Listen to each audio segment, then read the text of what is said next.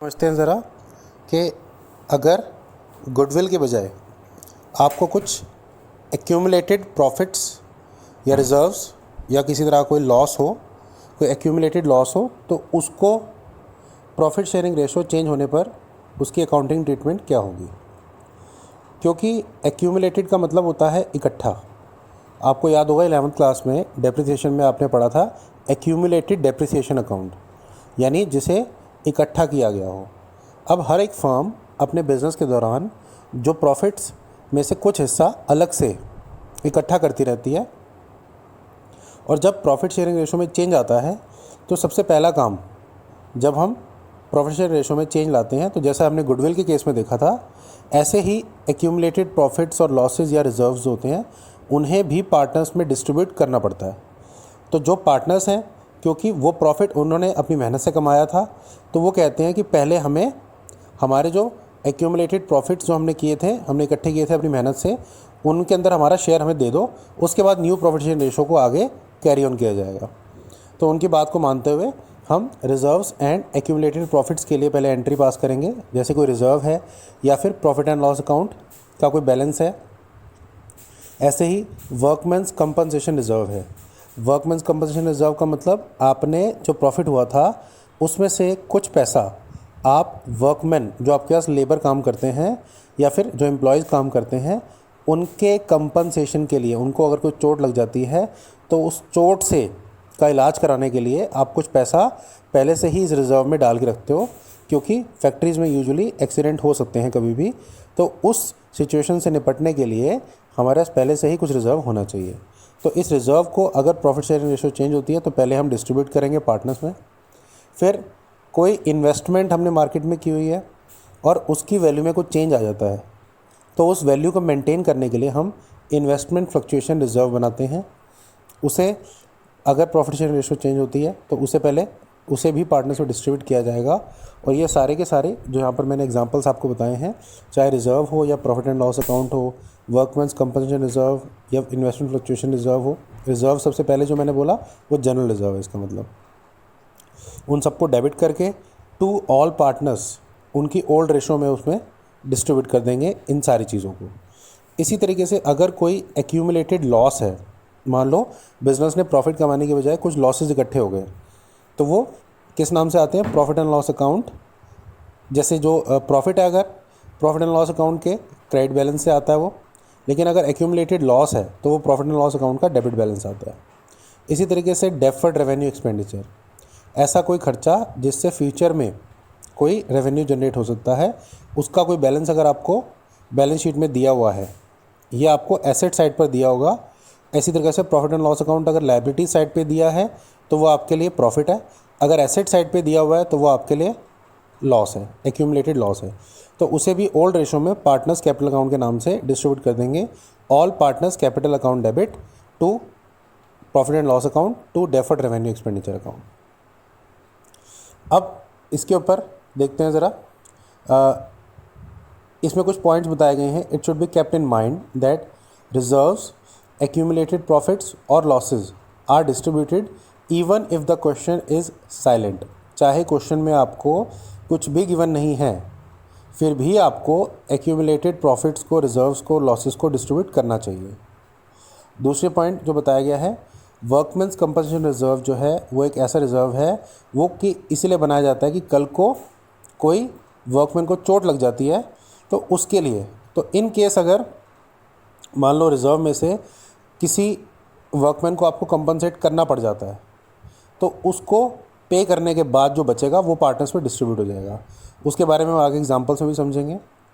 ऐसे ही investment fluctuation reserve इसलिए बनाया जाता है कि कल को इन्वेस्टमेंट की मार्केट वैल्यू में अगर कुछ चेंज आ जाता है, मान लो मार्केट वैल्यू कम हो जाती है, तो उसको एडजस्ट करने के लिए आपके पास एक्सेस में वो अलग से एक रिज़र्व होना चाहिए, जिससे आप इन्वेस्टमेंट की वैल्यू को फिर से वापस उसी जगह पर लेकर आ सको जहाँ पर वो पहले थी। तो वहाँ पर भी हम इन्वेस्टमेंट फ्लक्चुएशन रिज़र्व जो है उसमें से कुछ पैसा अगर इन्वेस्टमेंट की वैल्यू को वापस उसी पॉइंट पर लाने के लिए यूज़ करना पड़े तो वो करेंगे, इन्वेस्टमेंट में डाल देंगे वो पैसा, और बाकी का जो अमाउंट है वो पार्टनर्स में उनकी ओल्ड प्रॉफिट शेयरिंग रेशो में डिस्ट्रीब्यूट हो जाएगा।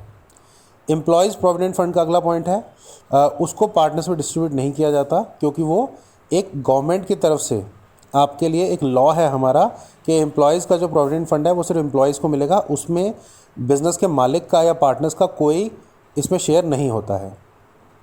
अब देखते हैं इलस्ट्रेशन नंबर 7। इसमें है distribution of general reserve and accumulated profits.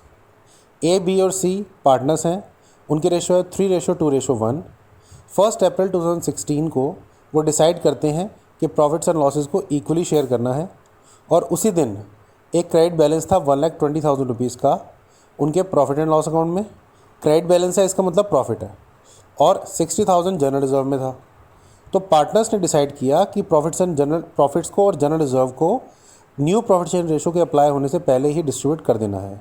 तो जैसा मैंने अभी एंट्री में बताया आपको, profit and loss account debit, general reserve account debit, क्योंकि ये दोनों ही एक्यूमुलेटेड प्रॉफिट की कैटेगरी में आते हैं, इन दोनों को डेबिट करेंगे। इनका जो टोटल आएगा उसको तीनों पार्टनर्स में उनकी ओल्ड रेशो में डिस्ट्रीब्यूट कर देंगे, जो कि है 3:2:1। तो उसके हिसाब से 1,80,000 टोटल आ गया इन दोनों का मिला के। 1,80,000 को 3:2:1 में डिस्ट्रीब्यूट किया, तो 1,80,000 का 3/6, 2/6, 1/6 वो आ गया 90,000, 60,000 और 30,000। तो पहले इतना समझ के अच्छे से प्रैक्टिस करते हैं इसकी। हाँ जी, देखो इसमें ये बताया गया है कि जब आप प्रॉफिट शेयरिंग रेशो में कुछ चेंज लेकर आते हो तो उस समय कुछ ऐसे रिजर्व्स होते हैं। रिजर्व्स का मतलब क्या होता है, जिसे हम जो पैसा जैसे हम प्रॉफिट होता है हमें, तो उसमें से कुछ पैसा हम अलग से फ्यूचर के लिए बचा लेते हैं कि कल को अगर हमें उस पैसे की ज़रूरत पड़ेगी, मान लो कोई अचानक कोई ऐसी चीज़ हो गई कि फ्यूचर में फर्म को कोई लायबिलिटी पे करनी पड़ गई या कोई लॉस हो गया, तो उसको रिकवर करने के लिए हमारे पास कुछ रिजर्व की फॉर्म में पैसा होना चाहिए, ताकि हम उसको एक तरह से कंपनसेट कर सके। तो ऐसे रिजर्व्स और एक्यूमुलेटेड प्रॉफिट्स, एक्यूमुलेटेड का मतलब क्या होता है, वो प्रॉफिट जो आपने इकट्ठा कर लिया है। जैसे आपने 11th क्लास में डेप्रिसिएशन के बारे में पढ़ा था, एक्यूमुलेटेड डेप्रिसिएशन। इसी तरह से एक्यूमुलेटेड प्रॉफिट्स, जो हम प्रोविजन फॉर डेप्रिसिएशन अकाउंट बनाते थे, वो एक्चुअली में क्या होता था, एक्यूमुलेटेड प्रॉफिट्स की कंसेप्ट पे चलता था वो। यानी आपने एक्यूमुलेटेड डेप्रिसिएशन की कंसेप्ट पे, सॉरी, यानी आपने जो भी रिजर्व्स इकट्ठे किए हैं, एक्यूमुलेट किए हैं, जब आप प्रॉफिट शेयरिंग रेशो चेंज करते हो तो वो पैसा जो आपने प्रॉफिट की फॉर्म में एक्यूमुलेट किया है प्रॉफिट में से, या फिर हो सकता है कि प्रॉफिट के बजाय लॉस एक्यूमुलेट हो गया हो, तो उसके लिए जब आप प्रॉफिट शेयरिंग रेशो चेंज करोगे तो पहले काम क्या करोगे, क्योंकि वो प्रॉफिट किसने कमाया था, ओल्ड पार्टनर्स ने, यानी ओल्ड रेशो में कमाया गया प्रॉफिट था जब उनकी रेशो पार्टनर्स की ओल्ड थी। तो उस केस में हमें क्या करना होता है, जब रेशो चेंज होगी तो हम पहला काम क्या करेंगे, पार्टनर्स बोलेंगे कि भैया हमने तब ये पैसा कमाया था जब हमारी रेशो ये थी, और तब हमने डिस्ट्रीब्यूट नहीं किया क्योंकि हमने इसको रिजर्व की फॉर्म में रखा। तो रेशो चेंज करने से पहले या तो कोई नया पार्टनर आ जाए या पार्टनर चला जाए और रेशो में चेंज आ जाए, या नॉर्मली भी रेशो चेंज हो जाए, जैसे आपने इस चैप्टर में देखा है, तो आपको पहले पुराने प्रॉफिट्स को या लॉसेस को जो एक्यूमुलेट हुए हैं उनको पहले डिस्ट्रीब्यूट करना चाहिए। तो वो जो डिस्ट्रीब्यूशन है वही हम यहाँ पर देखेंगे कि जो आपके एक्यूमुलेटेड प्रॉफिट्स और लॉसेस हैं उनको समझते हैं जरा कि वो कैसे इकट्ठे किए जाते हैं और उनको फिर बाद में डिस्ट्रीब्यूट कर दिया जाता है। नाउ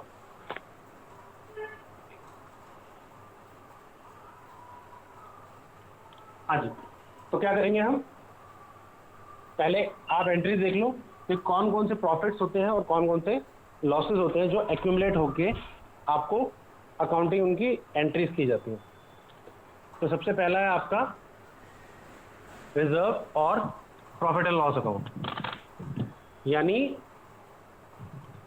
अगर आपने कोई जनरल रिजर्व तैयार किया है तो पहले तो उसको डिस्ट्रीब्यूट करेंगे।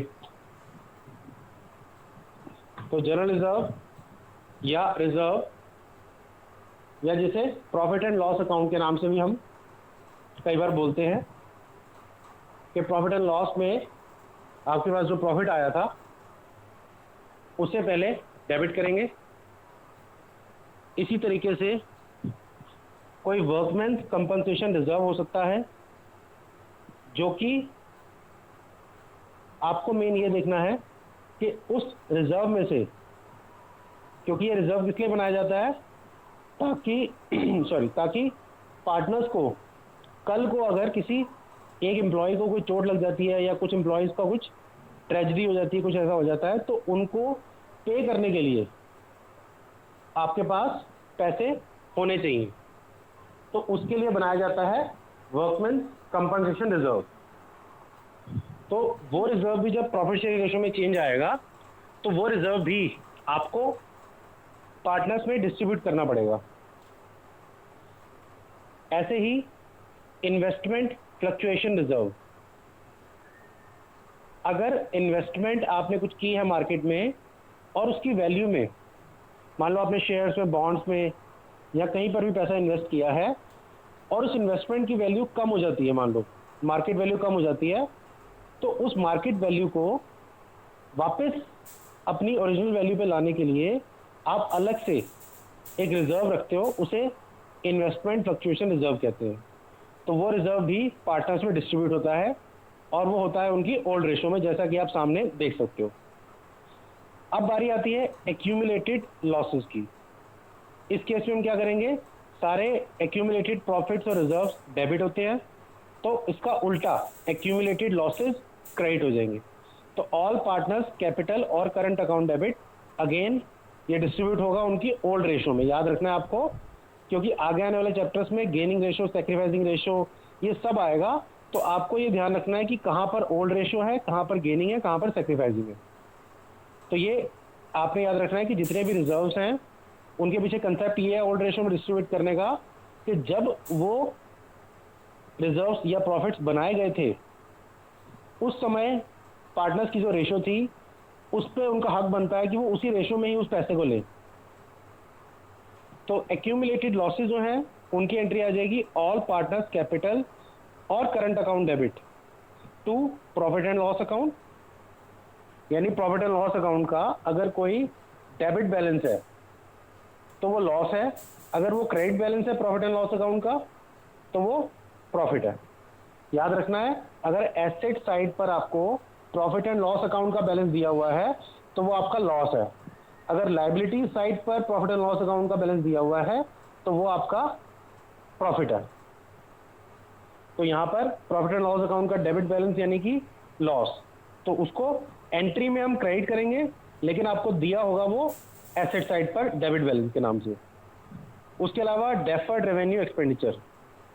डेफर्ड रेवेन्यू एक्सपेंडिचर क्या होता है, वो खर्चा जो कि आज आपने किया लेकिन उससे रेवेन्यू आपको आने वाले टाइम में फ्यूचर में मिलेगा, जैसे कि लार्ज एडवर्टीजमेंट एक्सपेंडिचर, यानी एडवर्टीजमेंट पे किया गया बड़ा खर्चा आपका इस कैटेगरी के अंडर आता है। अब ये हो गए आपके एक्यूमुलेटेड प्रॉफिट एंड लॉसेस। एक बात और जो नेक्स्ट पेज पर बताया गया है, it should be kept in mind that reserves, accumulated profits और losses are distributed even if the question is silent. यानी अगर क्वेश्चन में आपको कुछ नहीं बताया गया कि ये रिजर्व्स का क्या करना है, आपने फिर भी अपने आप से उसको डिस्ट्रीब्यूट कर देना है। नेक्स्ट पॉइंट है WCR यानी workmen's compensation reserve. It is a reserve created out of profit.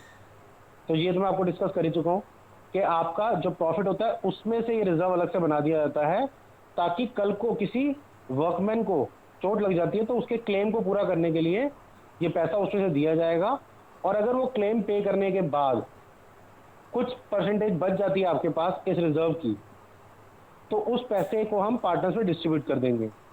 अच्छा, लेकिन कई बार क्या होगा कि इस क्लेम को पे करने के लिए कई बार इनफ रिजर्व नहीं होता आपके पास, तो फिर वो जो एक्स्ट्रा आपको पे करना पड़ेगा ना, वो आएगा रिवैल्यूएशन अकाउंट में, वो अभी हम समझेंगे आगे।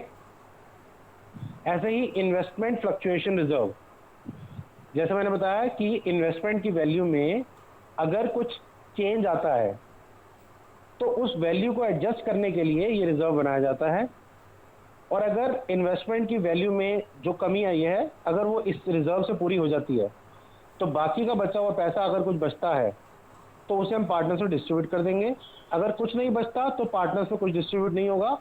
अगर आपकी इन्वेस्टमेंट की वैल्यू को कंपनसेट करते करते, जो उसमें फ्लक्चुएशन आई है उसकी वैल्यू में, उसको कंपनसेट करते करते, पूरा करते करते अगर सारा रिजर्व लग जाता है तो हम पार्टनर्स को कुछ नहीं देंगे।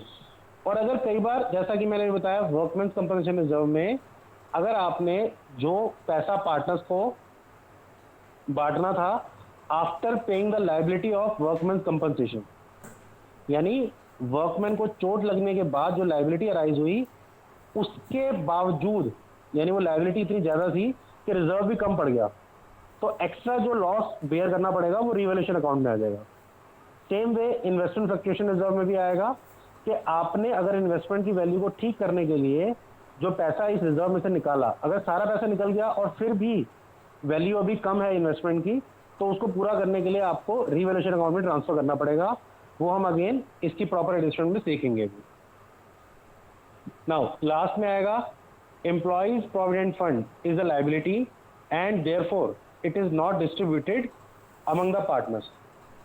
ये बात आपको याद रखनी है। एम्प्लॉइज प्रोविडेंट फंड आपको क्वेश्चन में कई बार गिवन होगा, लेकिन उसे आपने पार्टनर्स में डिस्ट्रीब्यूट नहीं करना है, ठीक है।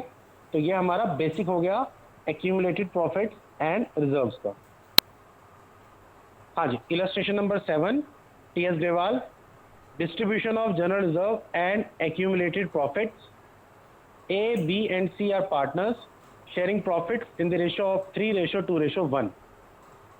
On 1st April 2016, they decided to share the profits equally. अब देखो क्वेश्चन को हमें समझना है पहले तो कि क्वेश्चन में एग्जैक्टली हो क्या रहा है।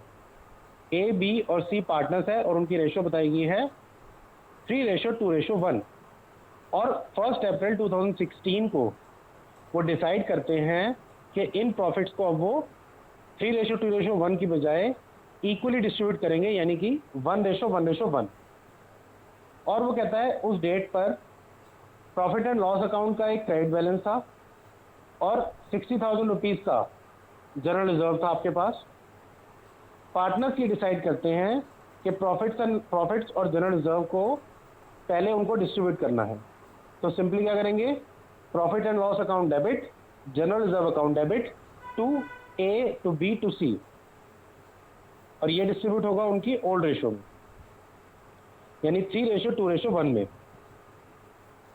तो पहले general reserves and accumulated profits का बेसिक हमने एग्जांपल एक समझ लिया इससे कि अगर आपको सिंपली ये दी हुई कुछ वैल्यूज, तो आपको सीधा उसको कैसे डिस्ट्रीब्यूट करना है। अच्छा, दूसरा है एक्यूमुलेटेड लॉसेस का। इसमें आपको क्वेश्चन में इलस्ट्रेशन 8 में बताया गया है profit and loss account showed a debit balance of ₹50,000।